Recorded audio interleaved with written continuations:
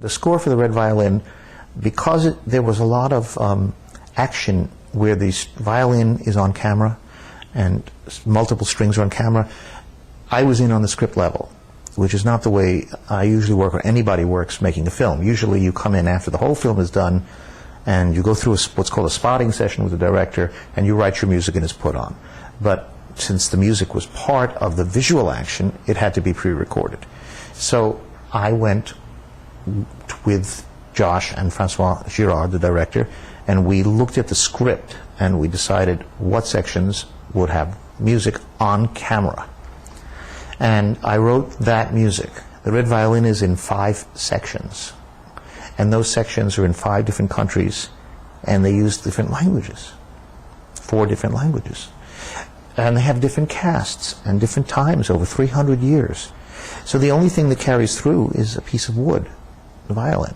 So originally Francois said he wanted to use source music. That is, in the Baroque he would use Bach, in the classical period he used Mozart, in the Romantic period he'd use Paganini, etc. And I said, I think it's a really bad idea, and I'll tell you why. Because the only thing that ties this film together is the violin, and I think that everything about the violin's music making should be related. He said, well, I don't want you to write, Stravinsky Baroque. And I said, no, you can write Baroque music that sounds like it's Baroque, but the musical materials can come from the same source as will the classical and the Romantic and the contemporary, so that they're all one. And he said, okay, finally. And then I said to him that I thought that we needed really powerful glue to hold these 5 sections together. So I was going to write a very, very simple thing. I was going to write 7 chords. And I was going to build every theme on the 7 chords and have the 7 chords itself become a chaconne.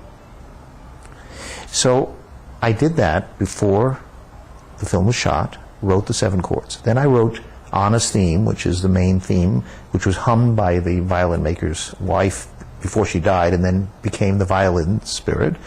And then a bunch of etudes based upon either the chaconne 7 chords or elements of Anna's theme. And then Josh recorded that, and they went off to Europe and Asia and all over, and they played these recordings and they filmed the whole thing. So that was half the job. Now the other half is writing what we call underscoring, and that's the stuff that is not seen on camera, and I had to do that. But in between were an entire summer and more, months and months where I had nothing to do but wait for them to get the film done. So during that summer, I took the etudes, Anna's theme, and the chaconne, and I rewrote them all into an architected 17-minute piece called Chaconne for violin and orchestra. Now, it was played a lot. The chaconne has been played by many, many orchestras as a 17-minute piece for violin orchestra. The thing that bothered me was that I never felt that the chaconne really said everything I want to say about the violin orchestra.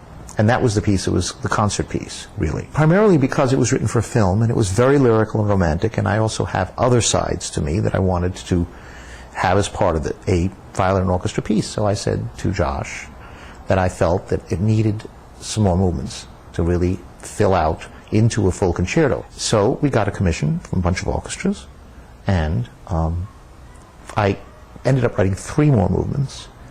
And the middle 2 are not related that much to the Red Violin, excepting the 3rd one is in subtle ways, the 2nd one very little. The 4th movement, the whole idea of the Red Violin comes in the middle and the end. And I was actually able to use a theme I wrote for the underscoring in the Red Violin in the 3rd movement that had never been heard in the chaconne. So I worked again another period of time and wrote 3 more movements and made that a 4-movement concerto.